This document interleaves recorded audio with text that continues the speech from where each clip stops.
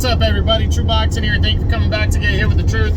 So today we're doing the mid-year top 10s, and this is going to be on the 126-pound featherweight division. Now, before we get into that, if you could smash the like button, leave a comment, or subscribe to the channel, I really do appreciate any and all support that I can get as I continue to build my channel here. So the mid-year top 10s, I just go through my whole top 10, update the rankings. This is not official. My end-of-year top 10s are my official ones, but I like to do at the mid-year, give you an updated version of it, just to tell you what I'm thinking and where my head is and the movement and everything. So we'll run through the top 10. First, we'll start with anybody that's dropped out, and then we'll talk about the top 5 guys that are just outside of the top 10. So we are going to start with the only guy to drop out, and that was previous number 4, Mauricio Lara. Mauricio Lara had lost last year, but he was still ranked at featherweight, but he quickly moved to super featherweight. When we knew that was going to happen because of the way he lost his title last year to Lee Wood when he came in way overweight and lost the title on the scale. So we knew that this was going to go down, and he moved up. He moved up in February and made his official super featherweight debut. So that's why he dropped out of the top 10 at featherweight. Nobody else has dropped out. Now we're going to look at the top 10. Starting with number 10, and he stays number 10, and that is Joet Gonzalez, the former multiple-time world title challenger. Gonzalez has not fought this year. He's the WBC's number 7 ranked contender, but he has not fought this year. He hasn't fought since last September when he came up short against Luis Alberto Lopez in that really good fight that they had. But yeah, he hasn't fought since then. Haven't heard anything on when he is going to fight, but the good thing that Joet Gonzalez has going for him is that you got, obviously you got Lopez, but you got Nick Ball, who fights with Queensberry, works with Top Rank.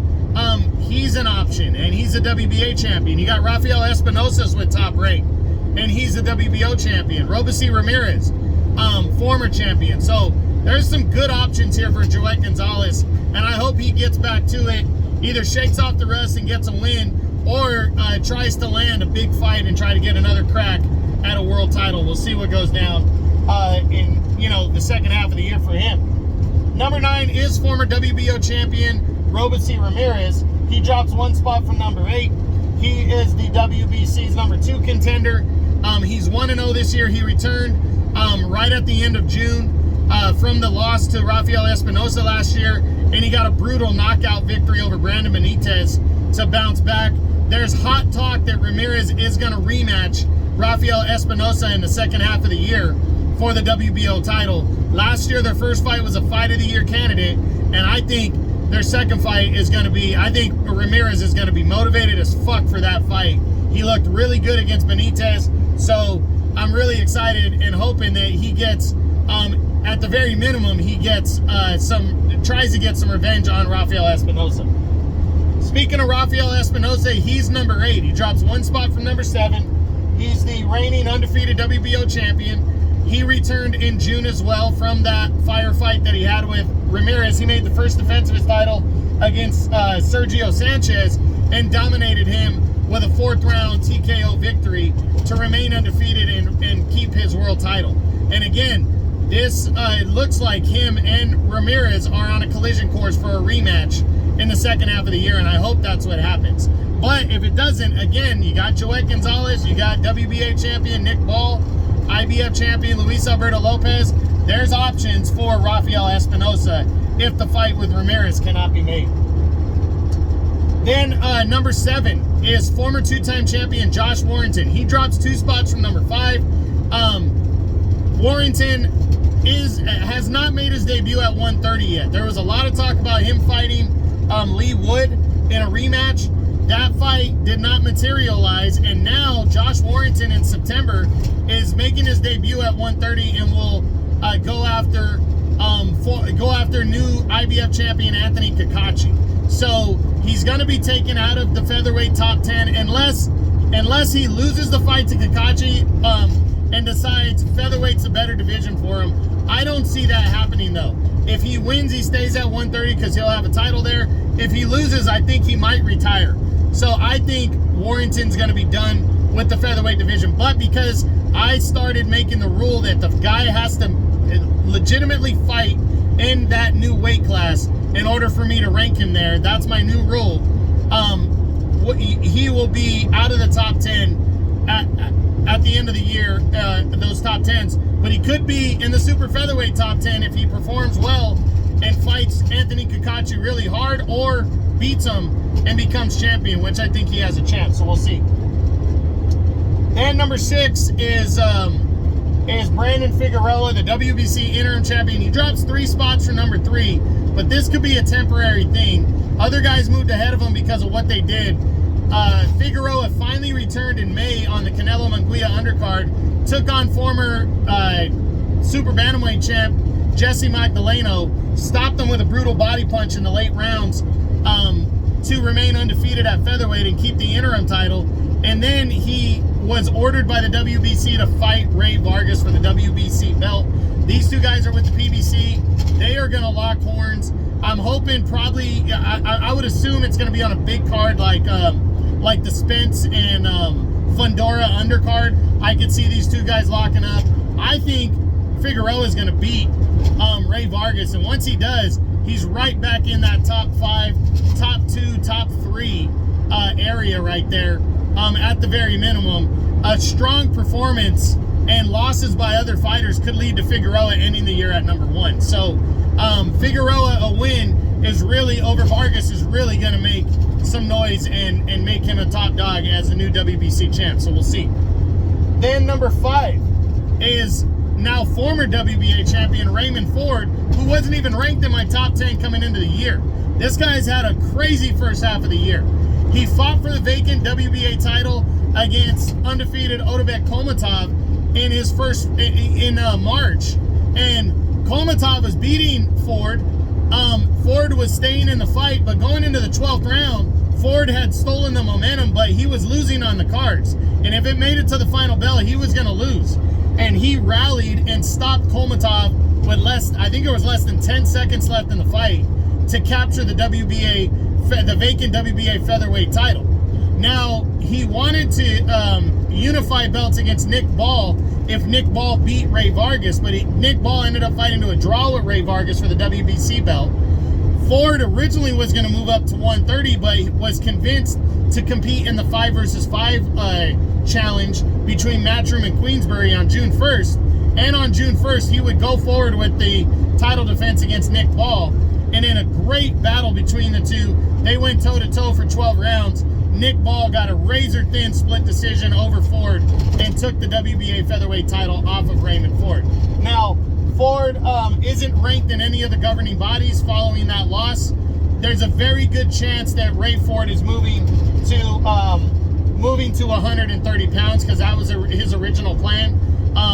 I think he will, and there's a lot of matchups for him at 130. So I think he'll return before the end of the year and make his debut at 130, and I think he'll be out of the featherweight top 10 by that point.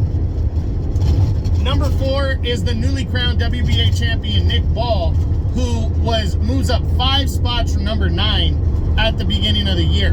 Nick Ball was undefeated coming into the year, and he got a title shot against Ray Vargas in March.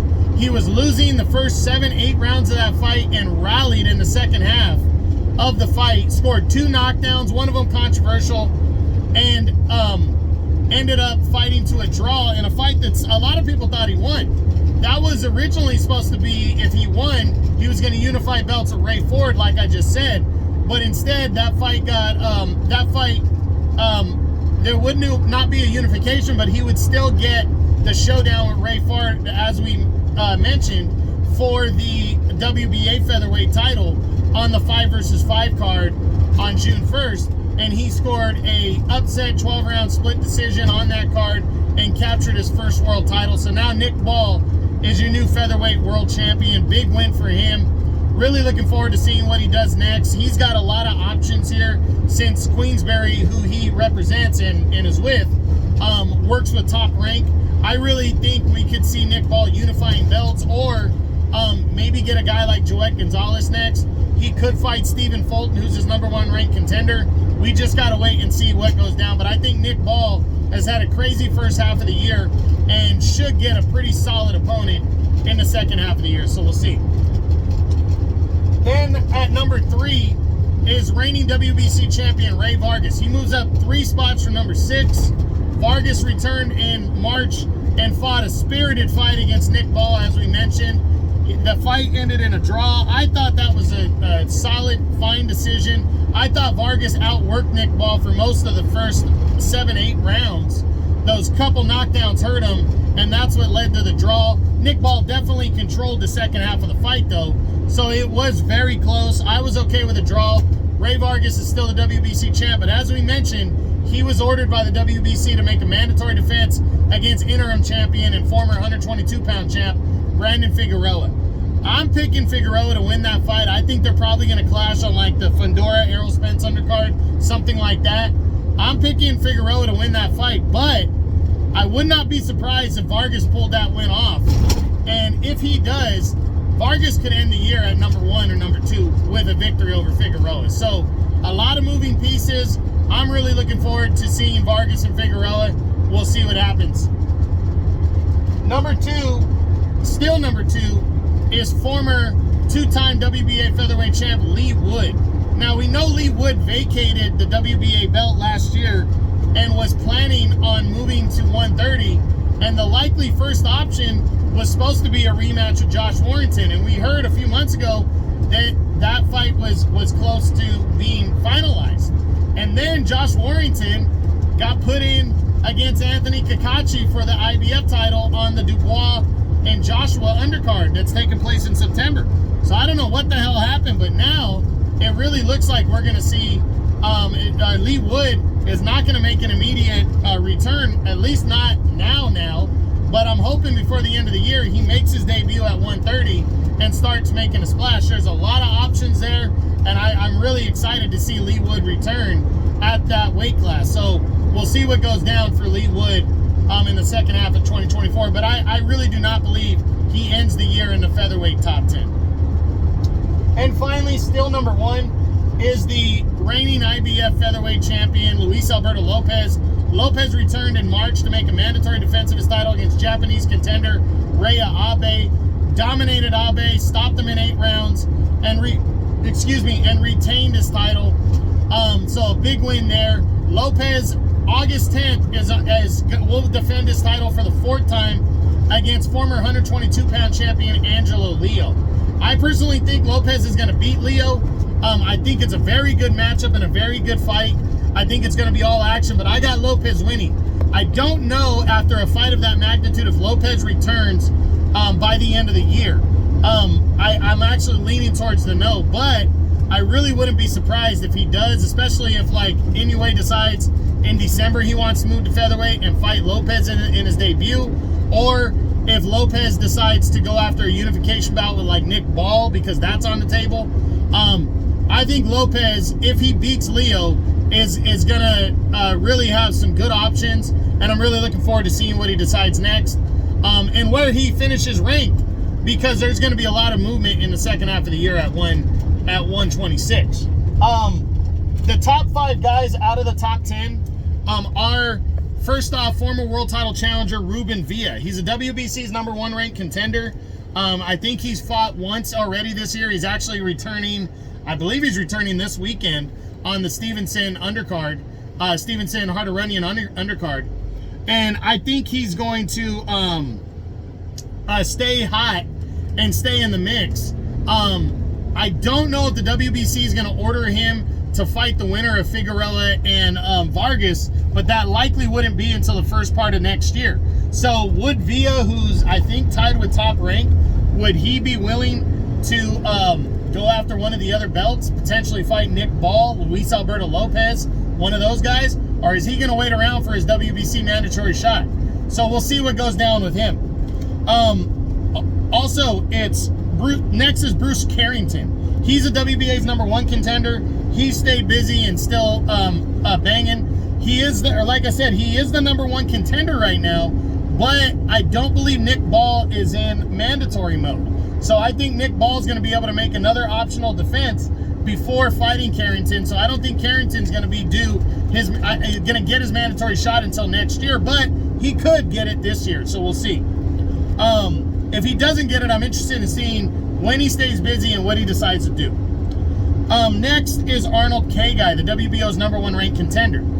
He's still officially the WBO's #1 ranked contender, but I don't believe he's going to be that for long, because the word was the reason that Rafael Espinosa fought Sergio Sanchez was because Arnold K-Guy decided that he was going to go after the IBF's mandatory title shot against Lorado Diamini next. So that fight has not been announced yet. We're not for sure. I do believe that's probably what's going to happen, because K-Guy was the #1 contender for a while in the WBO, and Espinosa should have had to make a mandatory against K-Guy, but instead he fought the #2 contender in Sanchez. So we'll see how all that plays out and how K-Guy moves, and if he ends up in the top 10, and if he becomes the true mandatory challenger in the IBF or WBO moving forward. Next is Stephen Fulton Jr., the former unified 122-pound champ. He's ranked #2 in the WBA right now. He hasn't made his debut at featherweight yet, but I do believe that Fulton is going to make his debut, and he could end up fighting Bruce Carrington for the mandatory title shot, or potentially fight Nick Ball or something. I really think he could get a big opportunity right out the gate in his debut, or he's just going to get back on a PBC undercard, make his return kind of quietly and get a victory, and stay in line for a title shot. But I'm leaning towards the less likely that he gets a title shot this year. He's probably going to have to earn it and then fight, and then get it next year. So we'll see how he shakes out, though, because as long as he makes his featherweight debut, he's in the top 10, because he has a very strong victory over Brandon Figueroa earlier in the year. And if Figueroa becomes the WBC champion, that's only going to bolster Fulton's resume even at featherweight. So we'll see. And then finally is Lorado Diamini. He's the IBF's #2 contender, which he's currently the highest rated contender in the IBF. There is no #1, but Diamini is supposed to be fighting, as I said, Arnold K-Guy to determine the mandatory challenger in the IBF, which puts him in line for Luis Alberto Lopez probably next year, though. But he could at least lock it up and earn it this year, which could get him a top 10 spot by the end of the year. So featherweight has a lot going on. It had a killer first half of the year, and I really think we're going to get very good matchups in the second half of the year. It's going to be a lot of movement. It's a wide open division, and I'm really excited to see what happens. But we're also going to have guys like Lee Wood, Raymond Ford, and Josh Warrington are going to drop out of the featherweight top 10 by the end of the year, which opens the door to some other guys. So we're going to have some new faces in the top 10, and we're going to have some good fighters and good matchups in the second half of the year. So make sure you pay attention and check out the featherweight division in the second half of 2024. This has been my 2024 mid-year top 10s. I hope you enjoyed the video. If you did, smash the like button, leave a comment, or subscribe to the channel. I appreciate any and all support. This is True Boxing, and you've been hit with the truth.